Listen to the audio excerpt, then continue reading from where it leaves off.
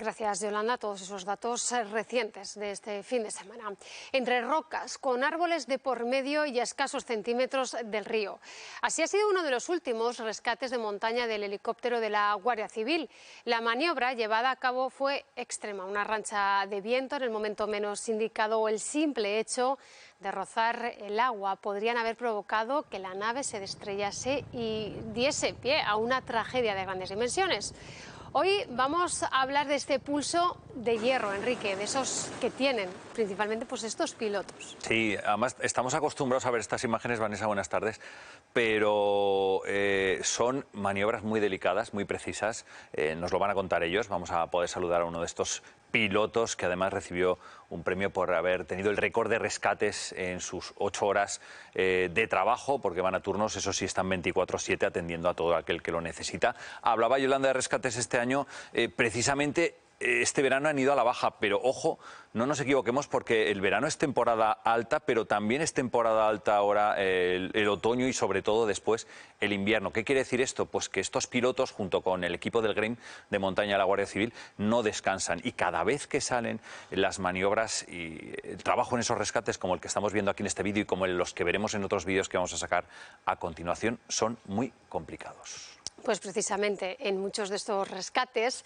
ha estado nuestro siguiente invitado, él es José Manuel García Valcárcel, piloto experimentado de la Guardia Civil. Muy buenas tardes. Muy buenas tardes. Lo primero, muchísimas gracias por atendernos. Enseguida vamos a hablar de todas esas maniobras y de todos esos rescates que se han llevado produciendo durante estos días de verano, también anteriores, y de ese premio tan merecido que recibió. Ese pulso de hierro del que hablábamos y del que vamos a hablar ahora con uno de estos pilotos experimentados. Y son trabajos tan complicados como los que hemos visto, por ejemplo, este verano en un afluente del Cinca, en el río Bellós. Ahí estamos viendo esas imágenes, esa salida en helicóptero que tuvieron que sacar a 3 barranquistas que se habían quedado incomunicados y tenían verdaderos problemas. Claro, ahí no se ve con claridad, pero una de las partes del helicóptero está casi rozando el agua y se apoya sobre una de las piedras que está en el río. Mientras tanto, los componentes del GREIM, de la unidad de montaña de la Guardia Civil, están intentando asistir a esas personas que necesitan ser evacuadas, pero a esto, Vanessa, hay que sumar que esas personas llevan rato esperando, que pueden estar heridas, que pueden estar psicológicamente desestabilizadas por la tensión que acaban de pasar y que cuando ven un rescate, cuando ven un helicóptero que viene a salvarles, algunos, y ha pasado, nos lo contará ahora Valcárcel, se agarran a donde sea y eso puede ser un problema también para el rescatado. Pues no tardamos más. Saludamos ya a José María García Valcárcel, un piloto más que experimentado de la Guardia Civil en el GREIM. Muy buenas tardes. Muy buenas tardes. Hemos visto y nos estaba mostrando ahora mismo, Enrique, algunas de esas imágenes, maniobras que parecen casi imposibles de realizar. ¿Cómo se mantiene el pulso en ese momento? Bueno, detrás de cada una de estas maniobras lo que hay es un equipo muy adiestrado, mucho estudio previo, es decir, estas maniobras evidentemente no se pueden conseguir de un día para otro y detrás, ya digo, hay mucha instrucción, mucha planificación y valorando en cada rescate cuál es la maniobra más adecuada. Es decir, nosotros priorizamos ante todo la seguridad del equipo y la seguridad de las personas que vamos a rescatar. Hay ocasiones en las que, dependiendo de la orografía del terreno, de las lesiones, de cómo esté la meteorología en ese momento, pues lo que se hace es determinar, los pilotos, el equipo de rescate en su conjunto, determinar cuál es la maniobra mejor para ese rescate. José Manuel, buenas tardes, gracias por estar con nosotros. Buenas Hablábamos de rescates complicados. Antes tú y yo hemos estado hablando por teléfono preparando esta entrevista. Tú, como eres una persona y te conocemos bien, muy llana y muy sensata y muy tranquila, decías, bueno, es como vuestro trabajo de periodismo cuando estás en una conexión en directo. Hombre, para mí hay una diferencia entre lo que hacemos nosotros y lo que hacéis vosotros, que es salvar vidas. Hablábamos de los peligros que no controláis, es decir, esas personas que de repente están presas del pánico y al ver un helicóptero, yo no sé si pasa habitualmente, pero en algunos casos algunos compañeros tuyos me han llegado a decir que incluso se lanzan. Sí, es una práctica que nosotros tenemos prevista en nuestros entrenamientos. desde siempre, ¿no? ¿Por qué? Porque evidentemente cuando una persona está bajo el estrés de una situación en la que ha sufrido un accidente, además puede tener condiciones meteorológicas adversas o bien lo que primero que se le pasa por la cabeza es ¿cómo salgo de aquí? ¿No? Algo tan sencillo como eso, pues evidentemente los niveles de estrés suben. Pero no solamente la persona rescatada, evidentemente esta persona suele estar acompañada de familiares, amigos y son los que realmente a veces pueden ser también el peligro. Y de eso se encargan pues nuestros compañeros, tanto los del Salud, de la Unidad de Rescate en Montaña del 061, como nuestros compañeros y compañeras del GREI, porque ellos saben de sobra que mientras están introduciendo, si fuese un apoyo parcial, como los que hemos visto, ¿no?, a una persona dentro del helicóptero, tienen que estar al mismo tiempo controlando todo el perímetro, porque no se descarta que en un momento dado una persona quiera bajar a despedirse o a darle algo tan frecuente como pueden ser las llaves del coche y no está viendo el rotor del helicóptero, simplemente ve esa persona, ese efecto túnel, y nosotros somos conscientes de ello, es una cosa que entrenamos para que Hubo- no ocurra. hu- Luego, sí. No, sigue, sigue, José Manuel, que estaba recordando que hubo un día, que lo comentábamos Vanessa y yo antes de darte paso, que no se te olvidara fácilmente, que prácticamente salías con el helicóptero y no te daba tiempo a llegar a base. Fue un día por el que te premiaron en 2022, creo que fueron 13 salidas, si no me equivoco, en 8 horas. Sí, bueno, hay veces que los rescates, como ya sabéis por las noticias, pues bueno, se producen de manera continua cuando hay máxima afluencia de personas en la montaña. Pues bueno, normalmente suele coincidir con el verano, con los días más largos. Es una época en la que, bueno, pues se realizan más actividades y claro, pues sí, se fueron sucediendo los rescates, los fuimos, porque al fin y al cabo hablamos de un equipo, es decir, el helicóptero no vuela solo, ni una persona puede realizar los rescates solo, detrás hay un equipo que gracias a él, pues esto se puede llevar a cabo. Desde los compañeros mecánicos que tienen la aeronave en perfecto estado, pues hasta, como decía antes, los compañeros del Salud 061 Unidad de Rescate en Montaña, compañeros del GREI, resto de pilotos. Es decir, un rescate, nosotros tenemos siempre la máxima, como muchas veces decimos, que nadie es más importante que todos juntos. Sin el equipo, nada es posible. Y ese día concretamente, pues bueno, se sucedieron 13 intervenciones, alguna de ellas muy delicada, recuerdo en Salinques, bueno, pues que estamos hablando de una altura importante, una cresta, en la que hay, pues bueno, como decíamos al principio, ¿no?, al hilo del rescate que hemos visto de apoyo parcial, no siempre se puede utilizar la grúa. La grúa es una muy buena herramienta, pero no por ello que es preciso ni aconsejable utilizarla siempre. De hecho, tiene sus propias limitaciones, también tiene un motor, es decir, a veces la manera más eficaz de llevar el rescate, pues bueno, es un apoyo, como fue aquel día en Salenques, por ejemplo, en el que efectivamente, ¿no?, parece que estás corriendo unos riesgos, pero al realizar una operación de grúa también se corren, ¿no? José Manuel, ¿vuestra área de intervención se reduce a zona de Pirineos, Mayos de Riglos, por ejemplo, o también os pueden pedir que intervengáis en algún otro tipo de rescate fuera de lo que es el área a la que pertenecéis? Nosotros actuamos en Aragón, tanto en las provincias de Huesca, Zaragoza y Teruel. Y si hablamos, por ejemplo, de una intervención fuera del ámbito específicamente de montaña, pues bueno, se nos puede requerir como helicóptero de rescate. Además, que vamos con un sanitario a bordo para cualquier otra situación de emergencia que las autoridades consideren oportuna. Decía Vanessa, José Manuel, que bueno, hay una parte de rescates que estamos viendo imágenes además ahora en directo, que son los Mayos de Riglos. Nosotros hemos rescatado imágenes, rescates a 80 metros, a 100 metros de altura, en situaciones muy complejas y donde el helicóptero se tiene que mantener estable. En esa situación, más allá de que la persona que vayáis a rescatar reaccione de una manera o de otra, ¿cuánto influye, a pesar de que todos tenemos aplicaciones, sabemos el tiempo que va a hacer, pero cuánto puede influir, por ejemplo, el viento? Mucho. El viento es, pues, por decirlo así, nuestra variable que más nos condiciona, porque la nube, la niebla es muy peligrosa, pero se ve. Bueno, puede haber casos en los que nos puede sorprender, pero bueno, se ve. El viento, pues bueno, nos condiciona sobremanera. De hecho, desde algo tan sencillo que estamos viendo todos los días, que es como despega y aterriza un avión en una pista, no aterriza ni despega como el avión quiere, sino siempre es en contra del viento. Siempre tiene que estar, como decimos en este mundillo, a proa del viento, ¿no? Entonces, nos va a condicionar siempre el rumbo del helicóptero. Luego, eso, que el viento sea más o menos constante. En determinadas zonas de montaña, la propia orografía hace que ese viento, pues bueno, sea turbulento, te esté dando embestidas de un sitio para otro, o de derecha, de izquierda, bueno, en todas las direcciones, ¿no? El viento sí que es un factor que nos condiciona sobremanera. En un rescate, por ejemplo, en pared, evidentemente todas estas variables se tienen en cuenta, no solamente ya las meteorológicas obvias de las que estamos hablando, sino evidentemente el peso, a qué altura, a qué altitud estamos realizando este rescate, puesto que el helicóptero no tiene las mismas prestaciones a nivel del mar a 400 metros que a 3.404, como podría ser la cumbre del Aneto. Porque el aire es menos denso, le cuesta más agarrarse, es decir, hay una serie de factores pues, que nos condicionan, están ahí, tenemos que jugar con ellos. Y bueno, pues en las paredes, ahí sí que es una de las ocasiones, uno de los rescates en los que tiene que intervenir la grúa, porque ahí no se puede hacer un apoyo parcial.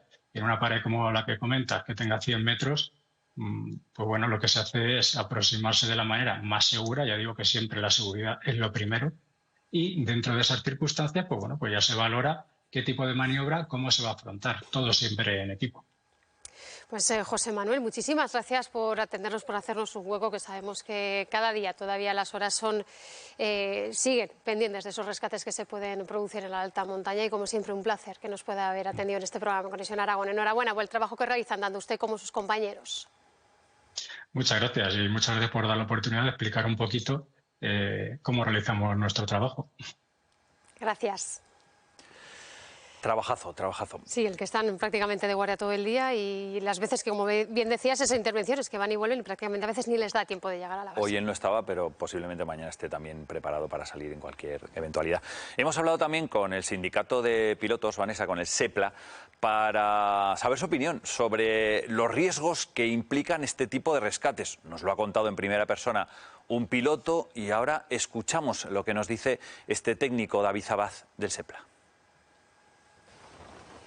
Entre rocas con árboles de por medio y a escasos centímetros del río. Así fue el espectacular rescate en helicóptero que la Guardia Civil llevó a cabo para poner a salvo a 3 barranquistas que se habían quedado atrapados en el río Bellós, en Huesca. La maniobra llevada a cabo fue extrema.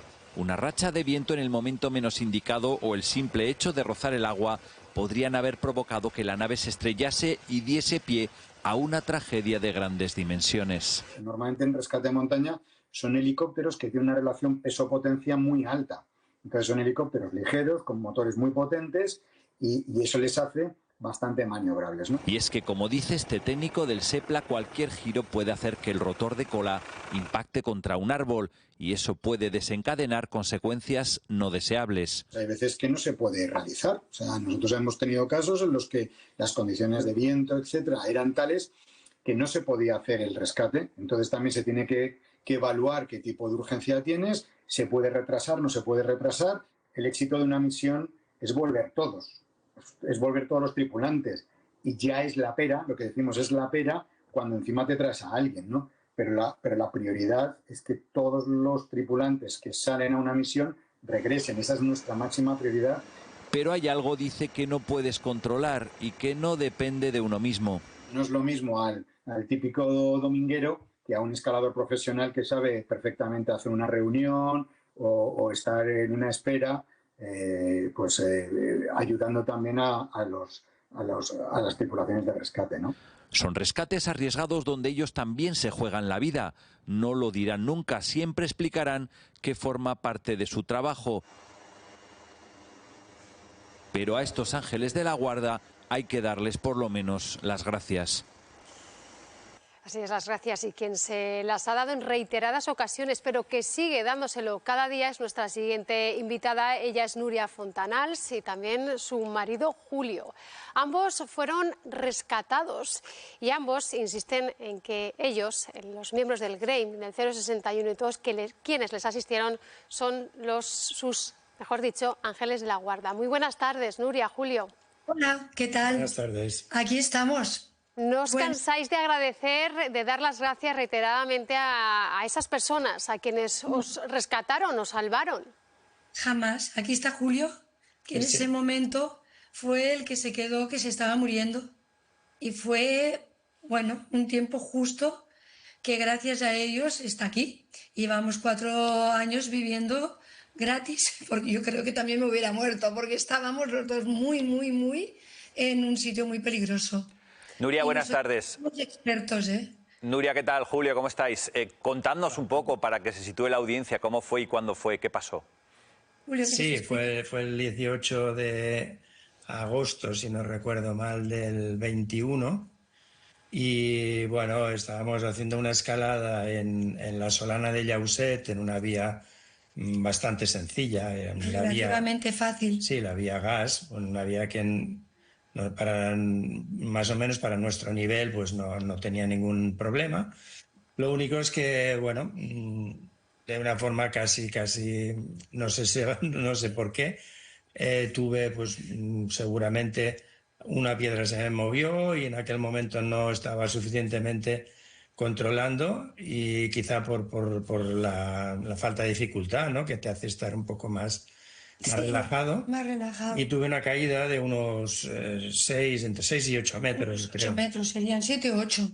Y quedé pues empotrado en una fisura, en una roca, y quedé pues bueno, atrapado. Noté un impacto muy fuerte en las costillas y me quedé metido ahí dentro.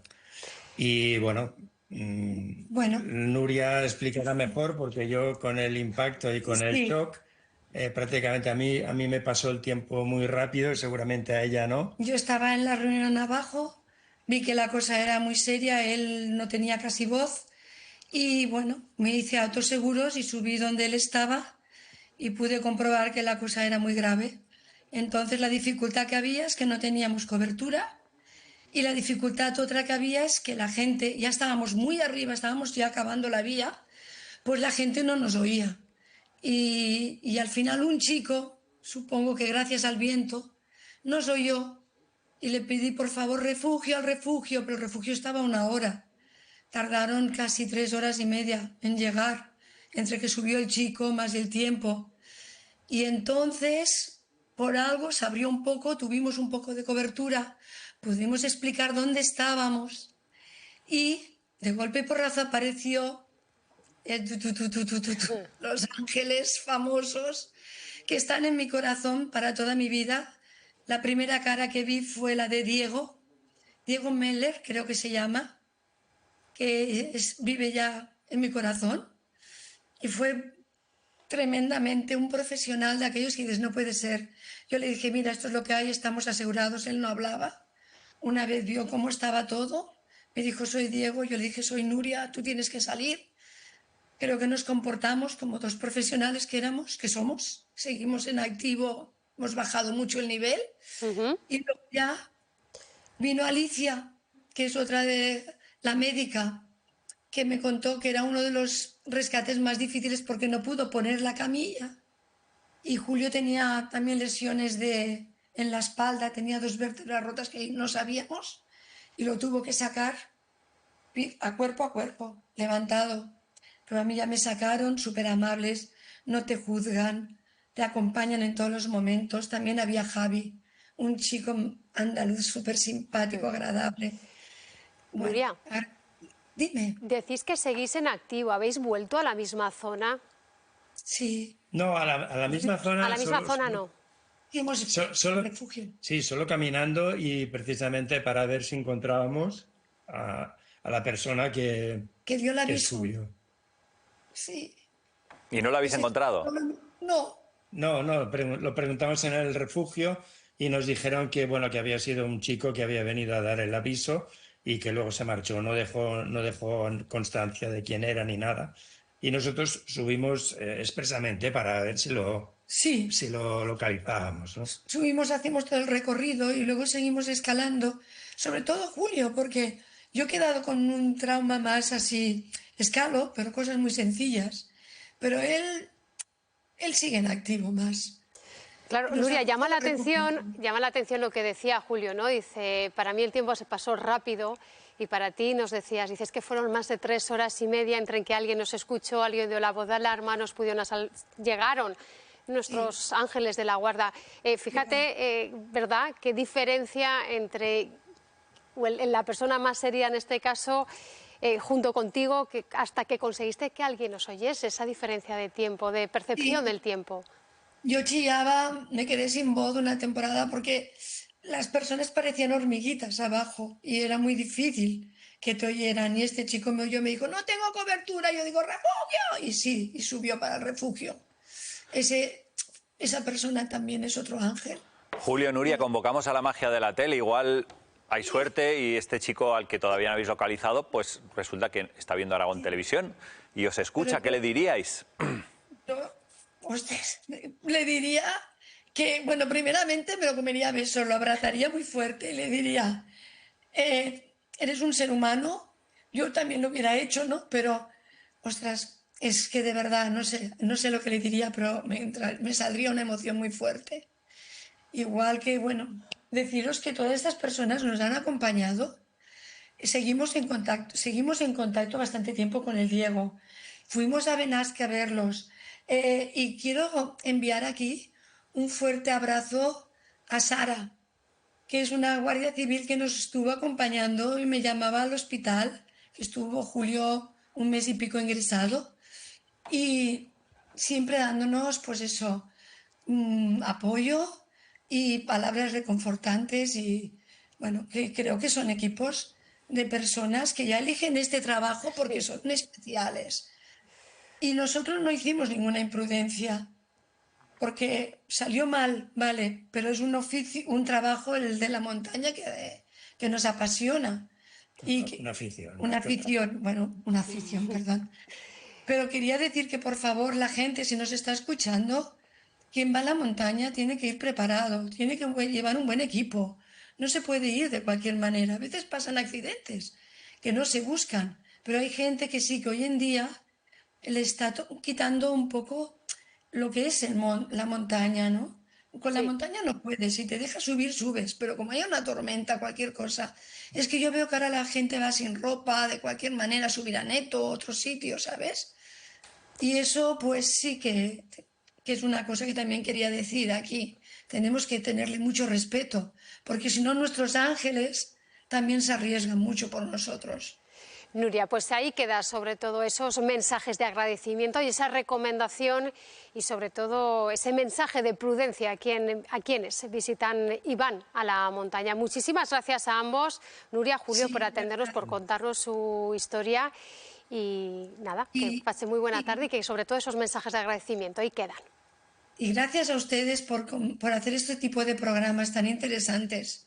Julio, ¿quieres decir algo? Ahí está, me parece bien. ¿Sí? Sí, sí. ¿Estamos fuera? Un abrazo, Julio. Un abrazo muy fuerte. Muchas gracias. Bueno. Ahí queda ese mensaje, como decían, tanto Nuria como Julio. Fíjate esa diferencia, ¿verdad?, de horas. Para quien está herido, dice, pasó rápido, pero para ella, que es quien estaba intentando pedir esa ayuda y socorrer, y ahí llegaron. Julio tiene una nueva fecha de nacimiento aquel día y Nuria todavía se le notaba fónica, igual por la manera de hablar, pero también sufrió lo suyo. Es una historia de tantas que viven el día a día en la montaña los rescatadores. Hemos podido ver las dos caras, Enrique. Gracias. Gracias.